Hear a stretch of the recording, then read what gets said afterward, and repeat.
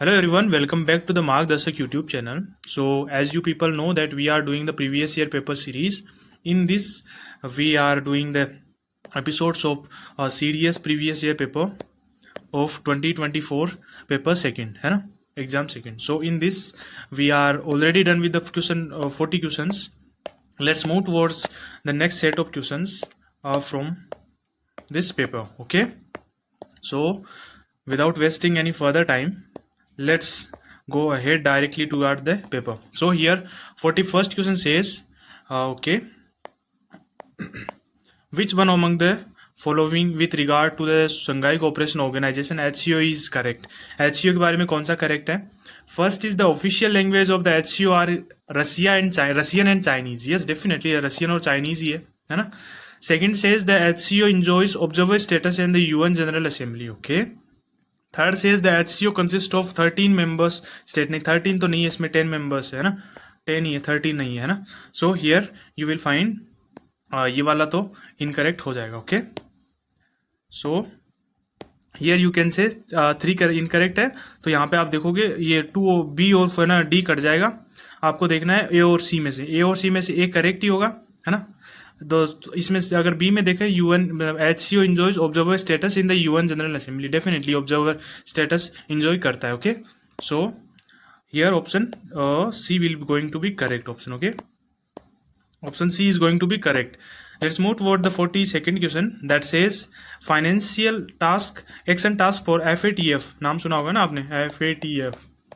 Basically ये आपने सुना होगा पाकिस्तान के कॉन्टेक्स्ट में, क्योंकि पाकिस्तान कुछ टाइम पहले तक वो ग्रे लिस्ट में था HCO की, ये सॉरी FATF की, बट मतलब बाद में उसको ग्रे लिस्ट से मतलब कि हटाया गया ना. ग्रे लिस्ट में उनको डाला जाता है जो कि मतलब कि टेररिस्ट मतलब ये टेररिस्ट एक्टिविटीज को स्पॉन्सर वगैरह करते हैं ना, उनको डाला जाता है. सो हियर 42nd क्या कह रहा है कि FATF इज क्या है, FATF क्या है? A wing under the central economic intelligence bureau, नहीं इसके अंदर नहीं है. A division of enforcement directorate, नहीं है. A global money laundering and terrorist financial watchdog, okay. A UN anti corruption agency, anti corruption नहीं है, वॉचडॉग है, जैसे कि ऑप्शन सी बता रहा है. Okay, let's move toward the 43rd question that says in which one of the following matters placed under the UN General Assembly a resolution by 2/3 majority of the member present and voting is required. कौन सा है जिसमें ना 2/3 member ना present and voting require होता है? So here अगर आप देखोगे यहाँ पे तो पहला बोल रहा है admission of new members in the UN. Yes, definitely. Second क्या बोल रहा है कि ना elections of the non permanent members of security council, definitely. First is correct, second is going to be correct, third is election of the member of economic and social council, third is also going to be correct. So here you will find all 3 are correct, है ना. And as I already told you कि in this type of questions you can directly go with the there's a short trick or that formula that I told you that you should apply in your examination, that in this type of things when all 3 are given like as an option, then you should go with the option, that option only. Okay, so here option D is going to be correct, है ना. 44th question says Bharat पर्व was organized by the government of India during which one of the following programmes. कौन से programmes के दौरान ये भारत पर्व है ना ऑर्गेनाइज किया गया था? तो यहाँ पे अगर आप देखोगे तो यू विल फाइंड कि हाँ ये वाला भी अगर आप वो उस वाले कॉन्सेप्ट से जाओ तो आप उससे जाओगे, है ना. बट डेफिनेटली ये वाली कॉन्सेप्ट हर जगह सही नहीं होती, बट मोस्टली ये सही होती है. अगर इसी पेपर में आप देखोगे you will find that in most of the cases this trick will be going to be correct. But yes, definitely there are some exceptions of this trick also, है ना. सो यहाँ पे अगर आप देखोगे तो यहाँ पे यस पहले में भी सही है, रिपब्लिक डे 2024 पे हुआ था, कांस ये है ना फिल्म फेस्टिवल पे भी हुआ था, बट नेशनल फिल्म फेस्टिवल पर नहीं हुआ था ये भारत पर्व वाला. तो यहाँ पे बी नहीं होगा, तो बी वाला इनकरेक्ट हो जाएगा. तो यहाँ पे option C is going to be correct option. Okay, 45th question says which one of the following organization challenge the constitutionality of section 377 of the Indian Penal Code in the Supreme Court of India. So basically इस type of है ना ये वाले questions होते हैं ना, ये current से रिलेटेड, जो करंट में न्यूज होती है ना उनसे रिलेटेड आते हैं. काफी CDS में काफी ज्यादा आते हैं ये, है ना, ये सुप्रीम कोर्ट जजमेंट्स के बेसिस पे. So here you will find कि हाँ नाज फाउंडेशन इंडिया ट्रस्ट है, option A is going to be correct option इस ईयर, है ना। सो यहाँ पे ये होता है कि आपको पॉलिटी के जितने आप करंट अफेयर्स वगैरह पढ़ सकते हो उतना आपको पढ़ना पड़ता है ना, जिसके कारण मोस्टली करंट अफेयर्स से ही जो है ना जो होते हैं ना आर्टिकल्स, वो करंट अफेयर बेसिक से भी आ जाते हैं। So 46 question says as per article 371G of constitution of India special provisions have been made with respect to the state of Mizoram. Accordingly, no act of parliament shall apply on certain matters unless the legislative assembly of Mizoram so decides by the resolution. Which one of the following matter is not covered under this article? So basically special ना privileges और rights दिए गए हैं article 47 में। 47 के types है, जैसे ए है, बी है, सी है, ये डिफरेंट स्टेट्स के लिए है। तो ऑप्शन पहला तो आपको यू हैव टू रिमेंबर कि ये आर्टिकल 371G है, ये किससे रिलेटेड है, ये मिजोरम स्टेट से रिलेटेड है ना। तो ये वाला भी पूछ सकता है आपको, कभी कभी ज़्यादा स्टैटिक में पूछ जाए, ज़्यादा बेसिक में पूछना चाहिए तो ये भी पूछ सकता है ना। सो यहाँ पे क्या दे रखा है, which one of the following matter is not covered under this article. तो यहाँ पे आप देखोगे तो religious and social practice of Mizos, तो ये वाला तो इंक्लूड कर रखा है ना, ये वाला इंक्लूड कर रखा है ना। Second is Mizo customary laws and procedure, ये वाला भी कर रखा है इसमें इंक्लूड। थर्ड से is the administration of civil and criminal justice involving decisions according to Mizo customary laws, ये भी है। बट यहाँ पे देख रहे हैं ना ownership and transfer of natural resources, ये वाला नहीं है। तो यहाँ पे आप देखोगे तो option D is going to be right option for this question. Okay, let's move towards the next set of question. ये वाला बोल रहा है okay 47 says which one of the following statement as per the Information Technology Act 2000 is or are correct, है ना। ये IT Act 2000 के बारे में कौन सा करेक्ट है, यहाँ पे आप देखोगे first says this act provide that electronic signature e-signature is legally valid in the same manner as handwritten signature। so यहाँ पे आप देखोगे कि ये वाला आप देखोगे तो हाँ डेफिनेटली ये वाला क्या ना, जो IT एक्ट पढ़ोगे ना आप तो इसमें दे रखा है। प्लस ये वाला न्यूज़ में था इसलिए पूछा गया, न्यूज़ में इसलिए था क्योंकि मतलब कुछ जो बाइडन थे ना उनकी कुछ है ना, मतलब उन्होंने उनके डिजिटल सिग्नेचर्स को काफ़ी मतलब डोनाल्ड ट्रम्प ने चैलेंज किया था अभी उनके एडमिनिस्ट्रेशन में। सो ये वाला अभी भी न्यूज़ में है, तो you have to go through the digital signature वगैरह वाला पार्ट, है ना। अभी भी आ सकता है, यूएस के कॉन्टेक्स्ट में भी आ सकता है, प्लस IT एक्ट को भी एक बार थोड़ा देख लेना इसको भी, है ना। And second says both of the state government and central government has been given the powers to make rules with respect to electronic signature. E signature के यस डेफिनेटली इनको राइट्स दिए गए कि दोनों कर सकते हैं। तो ये option C is going to be correct option. Okay, let's move toward the 48th question that says which of the following statement about the national recruitment agency जो कि NRA है उसके बारे में कौन सा करेक्ट है ना। तो यहाँ पे आप देखोगे तो it is a body of to conduct the common eligibility test for shortlist the candidates for vacancies under group B and group C of the government. Okay, second says employment in the private sector is facilitated in all the districts, particularly 177 ये aspirational districts. Third says it was set up in 2014. Fourth says it has been accorded constitutional status in 2021. तो यहाँ पे अगर आप देखोगे तो यहाँ पे ऑप्शन नंबर यहाँ पे ए देखोगे तो A is going to be correct, क्योंकि ये एक है ना मतलब कंडक्ट करवाती है common eligibility test for group B and basically non gazetted officers के लिए करवाती है ना। So option A is correct. Second में मतलब कि यहाँ पे है ना प्राइवेट सेक्टर नहीं होगा, ये पब्लिक सेक्टर और गवर्नमेंट सेक्टर के लिए है, तो यहाँ पे ये वाला हो जाएगा। Okay, so option A is going to be correct for 48th question. Okay, 49th question says the research design and standard organization in research and development wing of which one of the following organization, ये कौन सी organizations का है। तो यहाँ पे ये quite factual है, plus news में भी था, जब ये वाला पेपर हुआ तब न्यूज़ में था। तो यहाँ पे ये बेसिकली DRDO की है रिसर्च विंग, है ना। Okay, so option D is going to be correct. यहाँ पे अगर क्वेश्चन नंबर 50 देखोगे तो question number 50 says speaker of Lok Sabha दे रखा है एक तरफ, दूसरी तरफ टेन्योर दे रखा है इनका, है ना। तो अभी आप देखोगे तो ये लास्ट वाला कौन था जो अभी बना, मतलब कि इनके जो अभी करंट वाले हैं इनसे पहले वाला कौन था। तो यहाँ पे आप देखोगे तो ये जो सुमित्रा महाजन है ये 16 के थे, 17 के फिर ये ओम बिरला जी हो गए, 18 के भी ओम बिरला जी है ना। सो यहाँ पे 17 के सुमित्रा महाजन थे, है ना। So option C is going towards like ना ऑप्शन डी, मतलब कि डी का 3 की तरफ जा रहा है ना। एंड सिमिलरली अगर आप सी को देखोगे, C is going towards the D, है ना।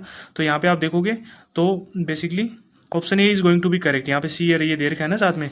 और फिर आप इसी से देख सकते हो ए का 2, यानी कि मनोहर गंज ना गजानन जोशी है, जो कि जा रहे हैं 13 लोकसभा की तरफ। फिर हो गए सोमनाथ चटर्जी हो गए 14 लोकसभा।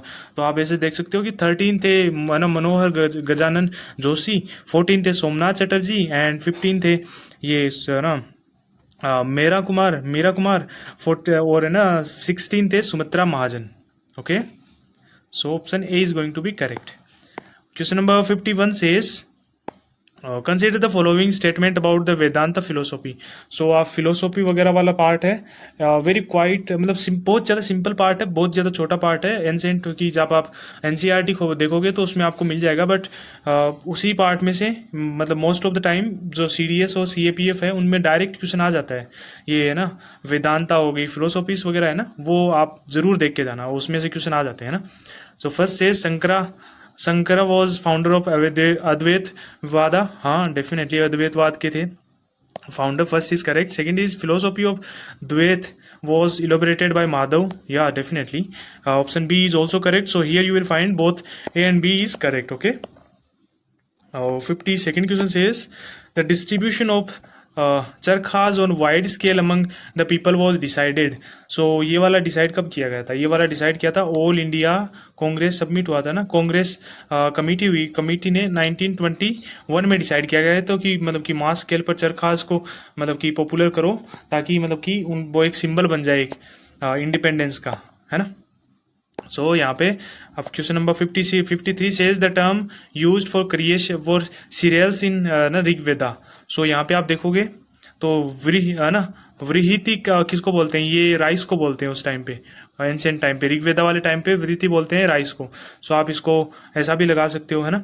सो थोड़ा बहुत सोचोगे तो option A is going to be correct. Okay, ये गोदुमा है ना, ये वाला यू हैव टू कमेंट कि ये वाला कौन सा है। ये आपका होमवर्क है, आप मेरे को बताओगे।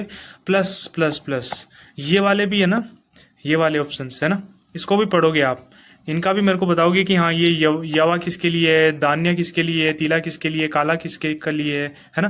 क्योंकि ये वाले हैं कि ये रिपीट हो जाते हैं, वापस टर्म्स पूछ लेता है ना UPSC।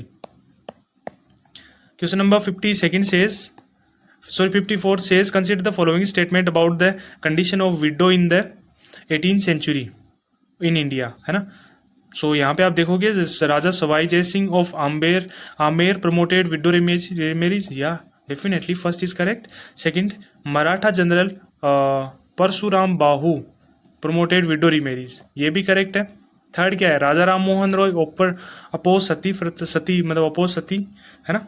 तो यहाँ पे आप देखोगे तो 18 सेंचुरी की बात की हुई है, बट आप देखोगे राजा राम मोहन वाला का टाइम था ना, टाइम पीरियड उन्होंने स्टार्ट किया था जब 19 सेंचुरी के स्टार्टिंग में अपना ये अपोज करना स्टार्ट किया गया था, है ना। सो यहाँ पे आप देखोगे तो option A is going to be correct here, but if you will go with the trick then you may end up with the option D, that is not a big fault. अगर आपको नहीं आ रहा है, अगर आप confuse हो, अगर आपको आ रहा है तो you should go with the option, if you don't know then you can directly go with option D. कुछ गलत भी होंगे, कुछ सही भी होंगे। Okay, so 55th question says consider the following statement about the administrative measures of Shivaji. Shivaji के administrative measures के बारे में कौन सा सही है? सो यहाँ पे आप अगर देखोगे तो first says the scheme of Ashta Pradhan 8 ministers was completed and announce at the time of Shivaji's coronation with regulation and duties properly defined. Okay, second से Shivaji introduce Marathi in place of Persian and coined Sanskrit technical terms for administrative purpose. So here अगर आप देखोगे यहाँ पे तो both will going to be correct, है ना। General statement है, थोड़ा बहुत भी पढ़ा होगा आपने तो आप कर पाओगे। सो अगर इस वाले पेपर में आपने ये वाला भी कॉन्सेप्ट देखा होगा कि जब यहाँ पे 2 ऑप्शन दे रखे होते हैं ना, mostly in this type of thing questions mostly option C जा रहा है ना। So if you will stuck in this type of things you can directly apply that reasoning and their practicality in that exam. So 56 question says, अगर आप समझदार हो पकड़ लोगे आप मेरे हिसाब से, तो समझ गए मैं क्या बोल रहा हूँ। Okay, 56 says with reference to Mesolithic period Mesolithic art in India, consider the following statement. Mesolithic art के बारे में कौन सा स्टेटमेंट करेक्ट है? सो यहाँ पे अगर आप देखोगे, सो पहला है Alexander Burnes discovered the first rock paintings in India at Sohi Ghat in Uttar Pradesh. Okay. And second says Bhimbetka rock paintings were discovered when an archaeologist V S Wakankar noticed the rock out of a train window while traveling from the Bhopal to Itarsi. Got off at the nearest railway station to explore the site. सो ये वाले concept है. इसमें अगर आप common sense भी लगाओगे तो interviewer मतलब जो एग्जामिनर है वो इतनी चीजें क्यों लिखेगा? Just to make the question wrong, है ना. यहाँ पे अगर कॉमन सेंस से भी जाओगे तो ये वाला इतना बड़ा स्टेटमेंट लिखा है तो ये वाला करेक्ट ही होगा. और इतना इतना जनरल स्टेटमेंट लिखा है कि हाँ ट्रेन में जा रहा था, उसको दिखा तो वो उतर गया चेक करने, है ना. So option B is going to be definitely going to be correct. यहाँ पे अगर आप ऑप्शन देखोगे ऑप्शन बी है तो या तो बी होगा या फिर डी होगा, है ना. नहीं sorry, B C and D इनमें से कोई हो सकता है. Option C that is statement C क्या कह रहा है? The paintings and engravings do not exist in the same shelter in the rock of Odisha. Okay. So अगर आप यहाँ पे देखोगे तो यू विल फाइंड कि ये वाला भी सही नहीं हो रहा, है ना. एंड ऑप्शन ए वाला भी देखोगे तो this is also not going to be correct. So here option B is the only option that is going to be correct. Option 2 is only correct, so option B is going to be correct option. Okay, let's move toward the 57th question that says in the decoration of the stupas what does the term किंजालकिनी है जो किससे related है? तो यहाँ पे आप देखो creeper sewing ornaments and textile scarves and saris, mango shaped pendants. Fourth is the garland of 1,000 lotus flowers. So here you will go with the option D. ये रिलेटेड है किंजाल किनी, ये वाला रिलेटेड है गार्लैंड्स ऑफ 1,000 लोटस फ्लावर्स से. Okay. So option D is going to be correct. Question number 58 says which of the following is or are correct component of the lion capital at Sarnath. Sarnath के जो lion capital था उसके related कौन सा correct है? पहला क्या दे रखा है? द साफ्ट स्तंभ यस्थी और the tall tapering column. So first is common sense वाला है प्लस ये वाला करेक्ट भी है यहाँ पे, है ना. Second says the elliptical top part the abacus devoid of any carving. क्यों कार्विंग क्यों नहीं थी? जब इतना ज्यादा मतलब कि आर्ट एंड आर्किटेक्चर में था तो कार्विंग क्यों नहीं होगी? So option 3 says the overflowing inverted petal below the abacus. Yes, definitely. C is also correct. So option B is going to be correct. यहाँ पे B डायरेक्टली इनकरेक्ट था तो ऑप्शन C और D तो वैसे भी एलिमिनेट हो गया. प्लस आप थर्ड वाला देखोगे तो overflowing inverted petals found in the abacus. सो आप देखोगे तो ये वाला ओवरफ्लोइंग ऐसे था, जैसे कि ऐसे था ना, तो यहाँ पे पेटल्स के दे रहे मतलब कि ओवरफ्लोइंग वाला दे रखा. ओके. सो ऑप्शन यहाँ पे B is correct. 59 says consider the following events leading to the Indian independence. तो इसमें क्या करना है? Chronological sequence of these earliest to latest, है ना. तो यहाँ पे आप देखोगे तो कॉमन सेंस लगाओ. यहाँ पे अगर आप देखोगे तो सबसे लास्ट में आपको दिखेगा नवल म्यूटिनी लास्ट में हुआ था, लाइट 1946-47 वाले टाइम पे हुआ था. सो आप देखोगे कि नवल म्यूटिनी तो सबसे लास्ट में आएगा. तो यहाँ पे ऑप्शन या तो सी में से होगा या फिर डी में से होगा. तो यहाँ पे अगर आप देखोगे उसके बाद में क्रिप्स मिशन में आप देखोगे जैसे कि थर्ड में दे रखा Cripps mission. So Cripps mission भी कट गया. अब आपको देखना है return of Subhash Chandra Bose to India. Okay. Lucknow pact. So यहाँ पे अगर आप देखोगे तो यहाँ पे जो लखनऊ पैक्ट हुआ था वो पहले हुआ था, यानी कि ये पहले आ जाएगा. देन ये return of Subhash Chandra Bose to India हो जाएगा. So here option C is going to be correct option.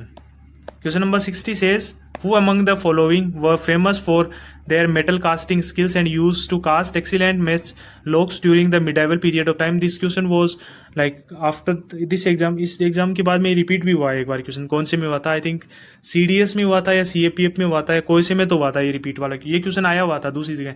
वहाँ पे आपको ना होम डायनेस्टी के बारे में डायरेक्ट भी नहीं दे रखा, शायद आसाम वगैरह के बारे में दे रखा था ना, कामरूप वाला area. So here option C is going to be correct option. ये वाला मतलब कि 2 बार आ चुका है, इस इट मीन्स ये इंपॉर्टेंट है, आ भी सकता है। आपको होम डायनेस्टी के बारे में पढ़ना है, थोड़ा बहुत मराठा के बारे में भी पढ़ लो, क्योंकि अभी छावा मूवी आई थी, वो काफ़ी इन्फ्लुएंस करके गई थी ना ये मराठास को, है ना। तो छावा मूवी के इस बाद में ये वाला भी देख लो एक बार, थोड़ा इनके बारे में पढ़ लो। प्लस राजपूत भी इंपॉर्टेंट है, गोंड्स भी अभी मतलब कि काफ़ी इंपॉर्टेंट है, तो आप ये वाला भी पढ़ लो। होम तो पढ़ना ही है, पढ़ना है आपको। Okay,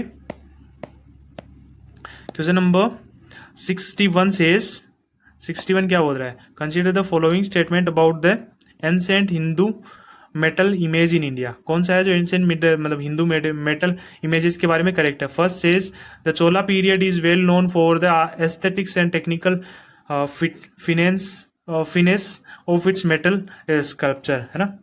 second says the iconography and style of chola metal image were similar to those of their stone counterparts. Okay, so यहाँ पे अगर आप देखोगे तो जैसे कि इस पेपर का पैटर्न आया था, option C is going to be correct, क्योंकि ये बहुत करेक्ट है, जनरल स्टेटमेंट है ये वाले। तो ये वाले तो ऑब्वियसली अगर आप थोड़ा बहुत कॉमन सेंस से भी देखोगे तो going to be correct option. Okay, question number 62 says which one of the following terms was used for the state in the draft of the constitution presented by Dr. B.R. Ambedkar on the 4th November 1948। सो ये वाला आपको जो Laxmikant book खोलोगे ना उसमें दे रखा है direct वाला। So here option A is going to be correct, union of the state. Federation भी नहीं था बोला, ऑटोनोमस भी नहीं बोला, सब्सिडरी भी नहीं बोला, सब्सिडरी थोड़ी थे, ऑटोनोमस भी नहीं थे कोई भी, है ना। ये फेडरेशन भी नहीं थे, तो option sorry, A is going to be correct. 63rd question says the Antariya was garment wore by people during the Mauryan period. It was Mauryan period के बाद में जो बारे में जो अंतरिया था ना, यानी कि बेसिकली अंतरिया को अगर हम जना अब भाई अपनी लोकल लैंग्वेज में देखें तो आंतरिया यानी कि जो अंदर का वो होता है ना स्ट्रक्चर, बोन स्ट्रक्चर, उसको बोलते हैं अंतरिया। उसको ढकने के लिए, यानी कि उसको ढकने के लिए पूरे को ढकेंगे तो उसके लिए क्या लगेगा, है ना, एक है ना unstitch length of cloth draft around the body. So ये वाला option is going to be correct. ये C1 garment with sleeve tunic ये वाला नहीं है, हेड कवरिंग नहीं है। ये वाला अंतरिया तो हेड कवरिंग नहीं होगा ना, अंतरिया यानी बॉडी को ढकना है ना। Fourth says the made of strips C1 together to tied waist with, नहीं ये वाला भी नहीं होगा। So here option A is going to be the most appropriate option. Okay, so question number 64 says consider the following statements with the reference of Utpal dynasty in Kashmir. Utpal dynasty के बारे में कौन सा करेक्ट है। सो यहाँ पे अगर आप देखोगे उत्पल डायनेस्टी के बारे में, first says Avanti Varman the founder devoted his energies to the economic upliftment of his subjects. Okay, Avanti Varman's period in Kashmir is known for the engineering operations under his minister Suya, resulting in the enormous increase in grains and fall in the prices. So here you will find कि both of the about Avanti Varman, है ना, अवंती वर्मन के बारे में दोनों बोल रहे हैं ना, और दोनों जनरल स्टेटमेंट है कि हाँ उस टाइम पे इंजीनियरिंग ऑपरेशंस काफ़ी बड़े थे, फाउंडर था devoted to energies of economic upliftment of subject, upliftment हुआ था तभी ये मतलब ऐसा दिख रहा है ना कि ये वाला ऐसे है ना ऑप्शन इसको सेटिस्फाई कर रहा है। So here option C is going to be correct. यहाँ पे आपने देखा पैटर्न की इस वाले पेपर में मोस्टली सी करेक्ट हो रहे हैं इस टाइप ऑफ क्वेश्चन में, है ना। So question number 65 says consider the following statement called following pair of high officers and concerned departments in the Mauryan administration. So यहाँ पे एक आप देखोगे समाहर्ती, तो ये था chief collector of revenue. Yes, ये वाला करेक्ट है, चीफ कलेक्टर ऑफ रेवेन्यू था। सेकंड इज द्वारिका, है ना, द्वारिका चीफ ऑफ नहीं, द्वारिका basically related to the main gate, द्वार से बना हुआ है द्वारिका। सो यहाँ पे अगर आप देखोगे कि ये वाला जो है ना सिंपल है, जो द्वारिका जो द्वार से बना हुआ है, यानी कि जो आर्मी का चीफ है वो तो द्वारिका होगा नहीं, द्वारिका जो द्वारपाल होते हैं उनको बोलते हैं द्वारिका, है ना। So option B is going to be incorrect. So option B incorrect हुआ तो ये वाला गया, ये वाला गया। अब हमें क्या देखना है, फर्स्ट वाला ऑलरेडी करेक्ट है, so option B is going to be correct. So यहाँ पे आप देखोगे तो option B is going to be correct here, क्योंकि आपने देखा है ना कि ये वाला गलत हो गया, ये वाला गलत हो गया, तो फिर पहला और चौथा गलत हो गया। देन आफ्टर हमने पहले ही देख लिया कि समाहर्ती है ना जो कहें वो रेवेन्यू चीफ है, कलेक्ट करता है, तो ये वाला हो गया। थर्ड क्या से बोल रहा है, जैसे ऑप्शन तो हमारा 20 करेक्ट हो गया ना। थर्ड से अस्क पटाला, ये वाला रिकॉर्ड कम ऑडिटर ऑफिसर था, और सम निधि 3 ये ट्रेजरी से रिलेटेड था, है ना। सो यहाँ पे option B is going to be correct option. Okay, Question number 66 says, which kingdom was described by the Governor General Lord Dalhousie as a cherry that will drop into one's mouth one our mouth one day. So ये वाला basically Awadh के बारे में बोला गया था. अवध के बारे में कौन सी डॉक्ट्रिन ऑफ लेप्स वगैरह थी ना, जो पॉलिसी, उसके बारे में था कि एक दिन तो हमारी मतलब कि वो माउथ में आएगा ये cherry. Okay, so that was basically NCERT में डायरेक्ट स्टेटमेंट दे रखा है, उसके बेसिस पे पूछा गया. ओके, क्वेश्चन नंबर 67 से consider the following statement with reference to the that census in India. Census के बारे में कौन सा करेक्ट है? First all India census was attempted in 1872. Yes, definitely पहला करेक्ट है. Second says from 1881 decennial census become the regular feature. Okay, ये वाला भी करेक्ट है. So here option C is going to be correct. ये basically ये human geography वाला part है, उससे डायरेक्ट क्वेश्चन दे रखा है, डायरेक्ट ऑप्शन दे रखे हैं, तो इसको तो गलत कर ही नहीं सकते. ओके, बेसिक क्वेश्चन था इस वाले. ये वाले तो क्वेश्चन वो है तो जो सही करने ही करने. Okay, so 68 question says during the second round table conference held in London the British government refuse to accept the basic nationalist demand for freedom. Okay, मतलब second says India has granted dominion status in 1982. नहीं, ये वाला तो नहीं दिया गया था. ओके, third says, so B option गलत हो गया, तो then you can directly cut the option A.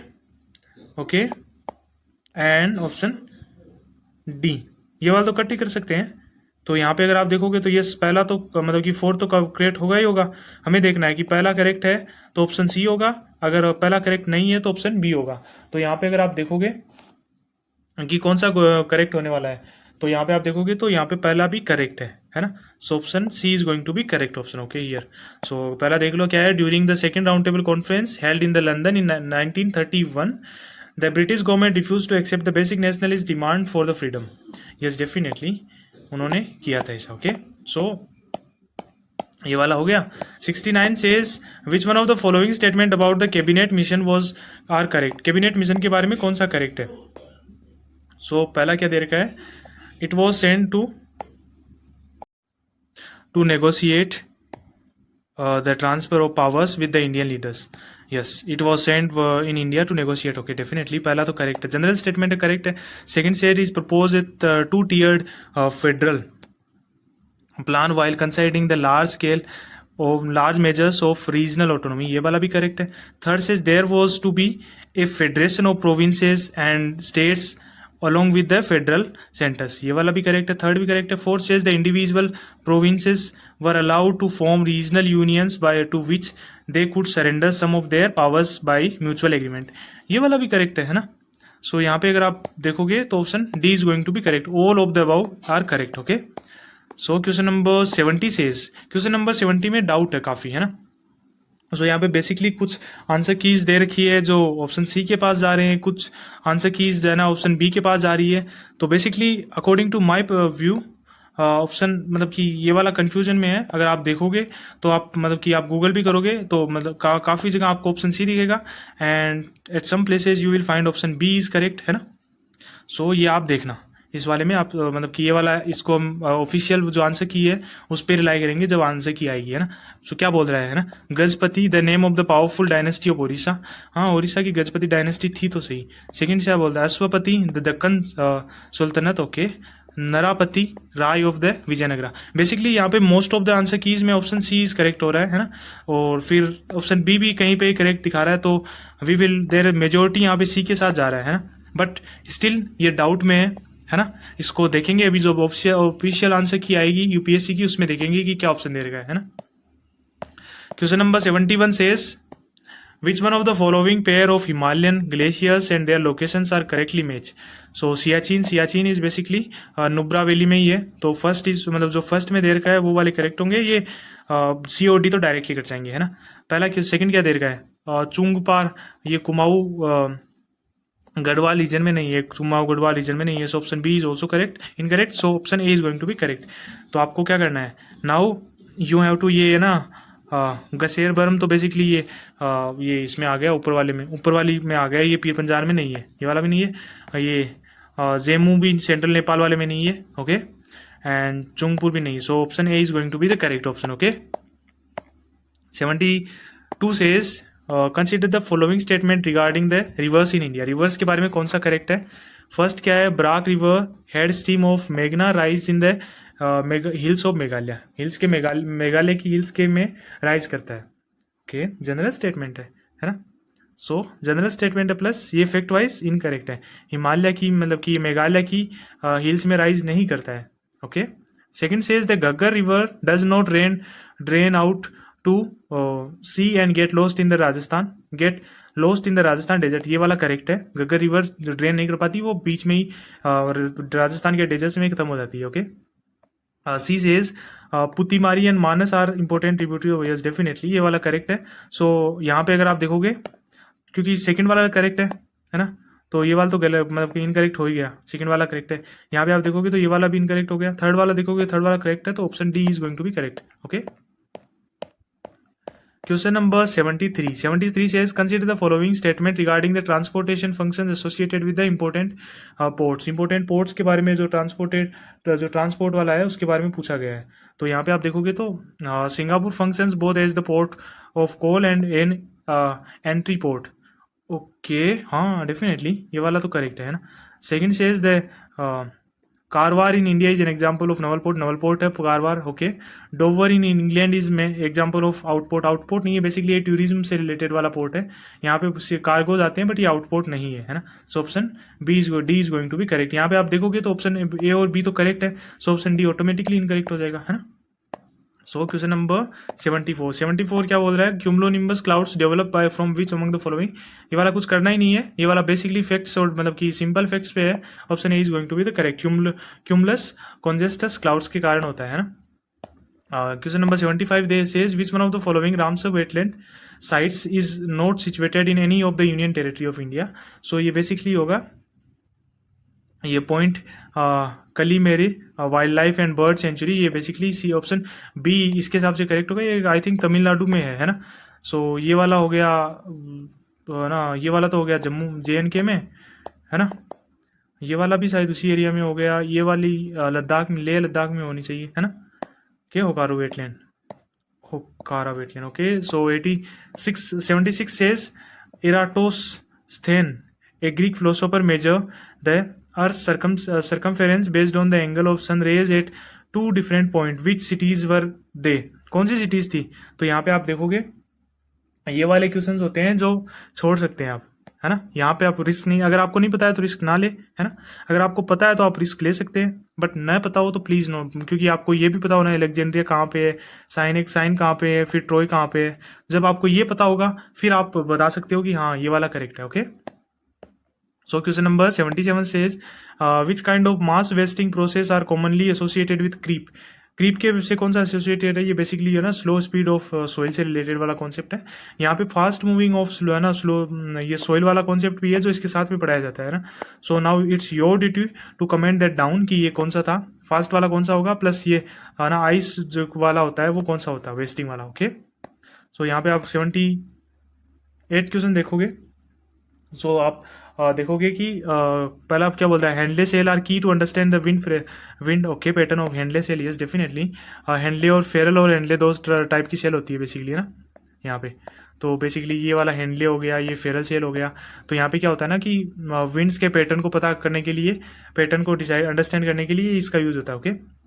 Question number option 2 said handless cells are formed because of the equator is heated more strongly by the sun other than the other places created thermal that है ना thermal circulation create करता है. Yes definitely ये वाला thermal induced है ना. So option B is also correct. So यहाँ पे आप देख रहे हो ये वाला इसको, क्योंकि ये है ना थर्मल के कारण जब है ना यहाँ से जब ये ऊपर जाएगी इस वाले से इधर जाएगी, इस वाले से इधर जाएगी इक्वेटर से. सो यहाँ पे ये हो गया ना हाई प्रेशर वाला एरिया हो गया जहाँ से लो प्रेशर की तरफ विंड्स जा रही है ना. So option A is going to be correct here. Okay. Question number 79 says क्या बोल रहा है? 79 ocean currents are denominated by huge surface gyre that are driven by the global surface wind pattern. Okay, second क्या बोल रहा है, equilateral currents move cold water westward and then poleward along the eastern coast. नहीं, equatorial currents है जो equator से बह रही है. इक्वेटर की तरफ क्या है, गर्म पानी है, जो गर्म पानी को ही तो ठंडा पानी मतलब कि लेके जाएगी ना, अगर जब जैसा पानी होगा उसी को तो दूर लेके जाएगी. So option B is incorrect होगा. इन वाले क्वेश्चंस में देखो, अगर जैसे कि ये दे रखा है कि ऑप्शन, अगर बी वाला ऑप्शन बी इनकरेक्ट है तो ऑप्शन सी मतलब कि ये वाला अपने आप ही करेक्ट हो जाएगा, है ना. So here option C is going to be correct. Question number 80 says as per the Indian State of Forest Report 2021 which one of the following state is not among the top 3 with reference to the maximum area under the forest. कौन सा है जो है ना top 3 में नहीं है. तो यहाँ पे आप देखोगे महाराष्ट्र नहीं है, अरुणाचल प्रदेश भी है, छत्तीसगढ़ भी है, मध्य प्रदेश भी. Okay, so for today I think that's enough. We are done with the 80 questions and in next session we will complete this paper with remaining 40 questions we will do in the next session. Okay, I hope you enjoy this video as well as you learn something.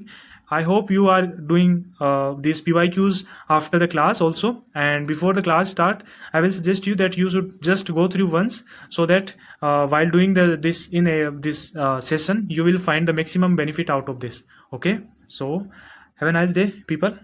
Thank you.